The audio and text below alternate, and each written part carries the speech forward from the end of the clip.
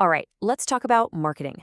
Today, we're going to trace its incredible evolution from basically just pushing products on people to building a truly strategic, deep connection with the world. But hey, before we jump in, if you find this stuff helpful, do us a quick favor and hit that subscribe button and give the video a like. It really does help us make more of these.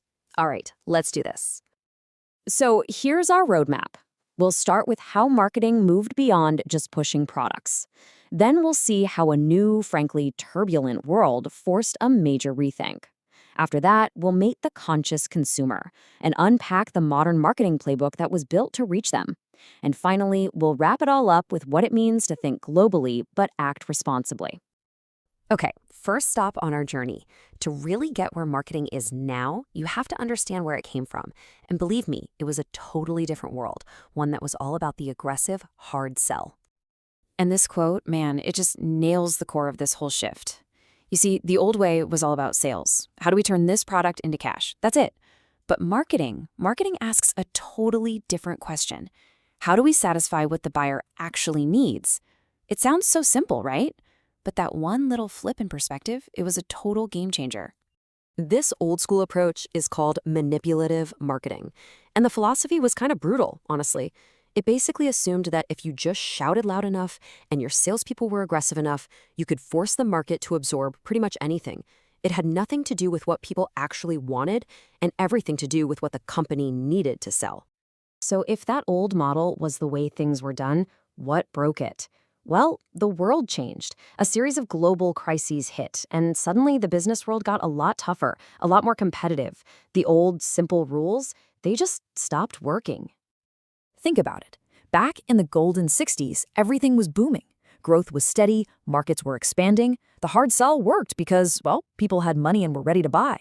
But then, bam, the 1973 oil crisis hits, and it ushers in this new, turbulent era.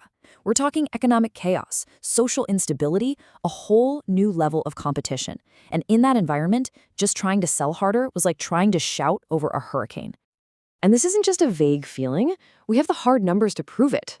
Just look at this data from the early 90s. Germany's growth is basically flat, with unemployment touching almost 10%. Even the giants, the USA and Japan, were feeling the squeeze.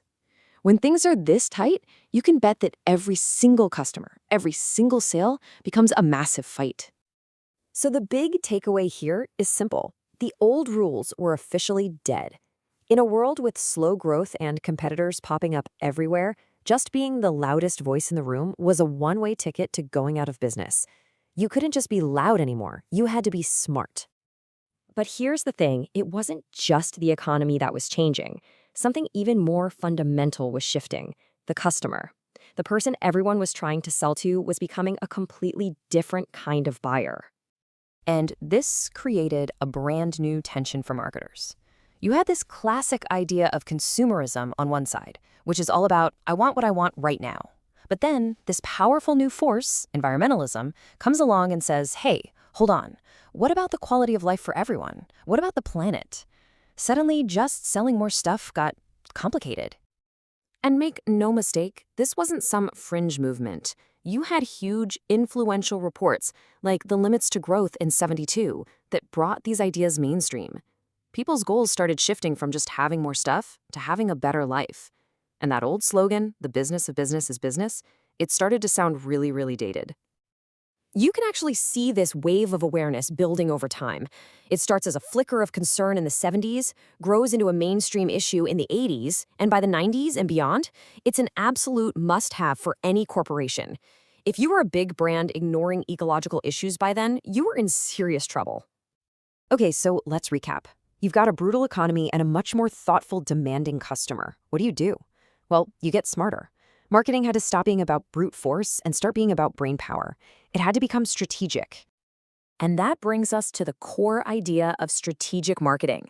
At its heart, it's not about selling at all. It's about systematic analysis. It's about listening really, really carefully to the market, figuring out what specific groups of people actually need, and then building something for them that's so good, so valuable, that it gives you a real, sustainable edge over your competition. But how do you actually get that edge? Well, the legendary Michael Porter gave us a roadmap with 3 core strategies. 1. Be the cheapest. That's cost leadership. 2, be different, be better, be unique. That's differentiation. Or 3, pick a very specific, narrow group of people and be the absolute best at serving them. That's focus. The key, though, is that you have to pick one. The days of trying to be all things to all people were over. And the tool that makes all this possible is market segmentation. Think of it like this. Instead of trying to shoot a shotgun at a huge faceless crowd, you're using a sniper rifle.